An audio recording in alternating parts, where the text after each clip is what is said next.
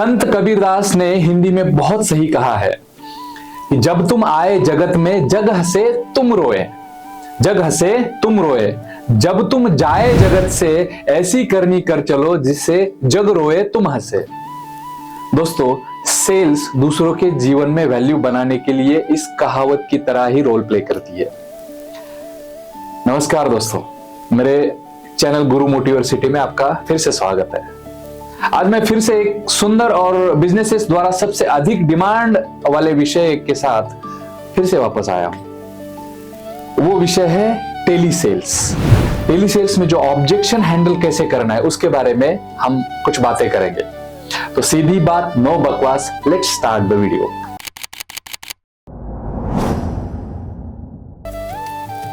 पहला ऑब्जेक्शन यह है कि आपका प्रोडक्ट बहुत महंगा है, यह आपके कॉम्पिटिटर से भी महंगा है। जब आपके कस्टमर की ओर से यह ऑब्जेक्शन हो, आपके सेल्समैन या फिर सेल्स वुमन या तो फिर सेल्स प्रोफेशनल को जवाब देना चाहिए कि किसकी कंपैरिजन में सर, क्या मैं जान सकता हूं?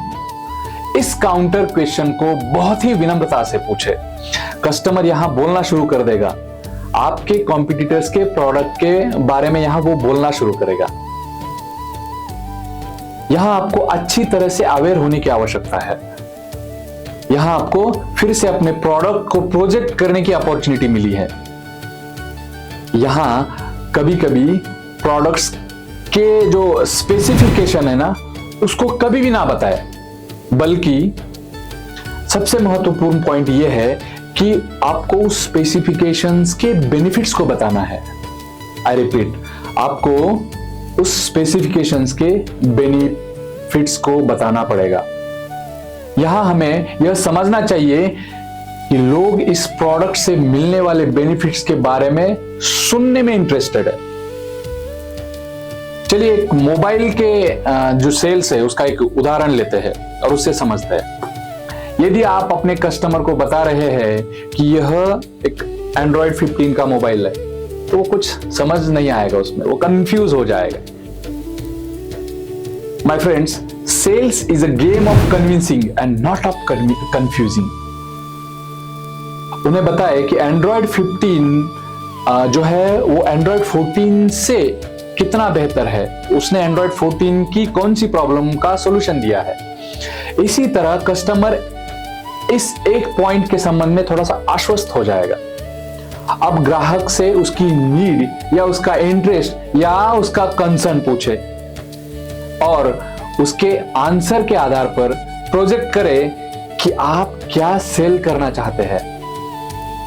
टेली सेलर का एक बहुत रियलिस्टिक उत्तर होना चाहिए, जैसे कि सर जी, यदि आप वास्तव में इस प्रोडक्ट में इंटरेस्ट रखते हैं तो आपको मैं फिर से कब कॉल करूं? सही समय आपको कॉल करने का कौन सा होगा? यदि अगर उस क्वेश्चन का आंसर वो देता है तो अपना जो टेली सीआरएम का सॉफ्टवेयर है उसमें उस फ्यूचर कॉल की टाइम और डेट उसको उसमें फीड करके रखे, तो वो आपको अलार्म दे देगा, उस दिन आपको कॉल करना पड़ेगा उसी टाइम पे।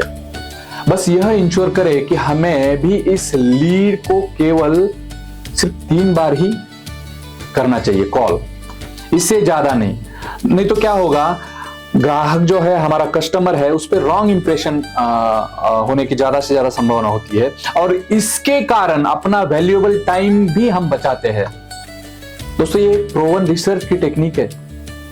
कस्टमर को सिर्फ 3 बार टेलीकॉलिंग करना ही ऑप्टिमम होता है। दोस्तों, हाई वैल्यू प्रोडक्ट की सेल्स के लिए आपको पर्सनल मीटिंग की आवश्यकता होती है।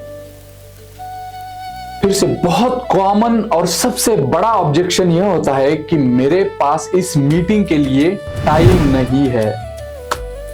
इसका आंसर देने के लिए टेली सेलर कह सकते हैं, sir ji, with due respect to your business in your own business, क्या मैं कुछ कह सकता हूं?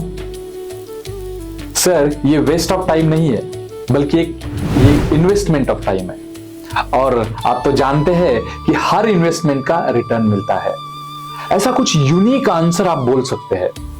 इसे सही वॉइस मॉड्यूलेशन के साथ प्रेजेंट किया जाना चाहिए। इस तरह की पिचिंग कस्टमर के मन में एक मेमोरेबल छाप छोड़ देती है। दोस्तों, अगर अभी नहीं तो फ्यूचर में मीटिंग के लिए उनका समय मिलने की पूरी पॉसिबिलिटी होती है। कभी कभी कस्टमर आपके किसी कॉम्पिटिटर के बैड प्रोडक्ट के साथ वाले जो बुरे एक्सपीरियंसेस होते हैं उससे संबंधित ऑब्जेक्शन उठाते हैं। वह कस्टमर कह सकता है कि सुनिए, जो XYZ कंपनी है उसके प्रोडक्ट के साथ हमारा बहुत बुरा एक्सपीरियंस है, बहुत बैड एक्सपीरियंस है।